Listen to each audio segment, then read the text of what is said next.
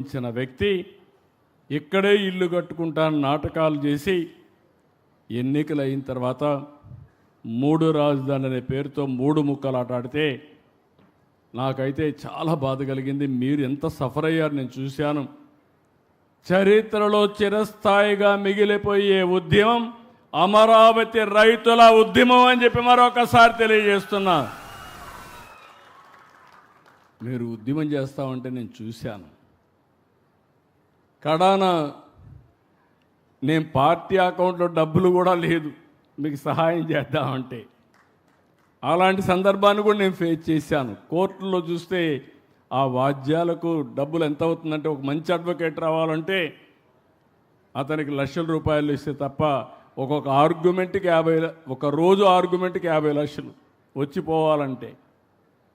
అలాంటివన్నీ ఉంటే నేను కడాన జోలి బట్టి డబ్బులు వసూలు చేసి ఆ రోజు మీ ఉద్యమానికి సహకరించాను నా వంతు కర్తవ్యంగా. ఆ రోజు అమరావతి ఉద్యమం కోసం పోరాట కమిటీలు వేసుకోవడం, మీరందరూ పోరాడి దీన్ని సాధించారు.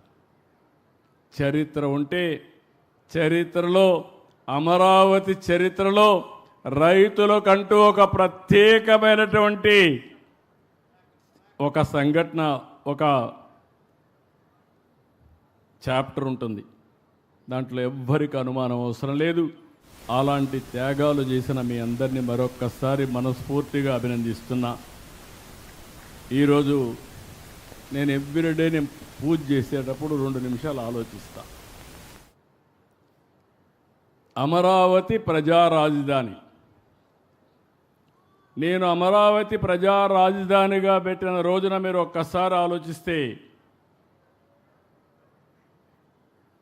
దేశంలో ఉండే రాష్ట్రంలో ఉండే అన్ని గ్రామాల్లో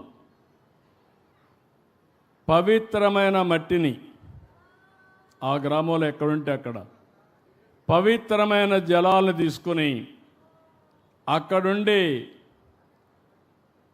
పవిత్ర ఆలయాలు, అది చర్చ్ కావచ్చు, మసీదు కావచ్చు, ఇంకొక దేవాలయం కావచ్చు, ఏదైనా కానీ అక్కడ పూజలు చేసి అవన్నీ ఇక్కడ తీసుకొచ్చాం. దేశంలో ప్రపంచంలో ఉండే పవిత్ర దేవాలయాలని తీసుకొచ్చాం. నేనే హెలికాప్టర్లో కూడా తిరిగి మొత్తం ఏరియా అంతా ప్రక్షాళన చేసాం, అన్నీ చేసాం. ఆ మహిమ ఊరికే పోదు. అందరూ దేవుళ్ళ యొక్క ఆశీర్వాదాలు మన మీద ఉన్నాయి, ఈ యొక్క అమరావతి పైన ఉన్నాయి.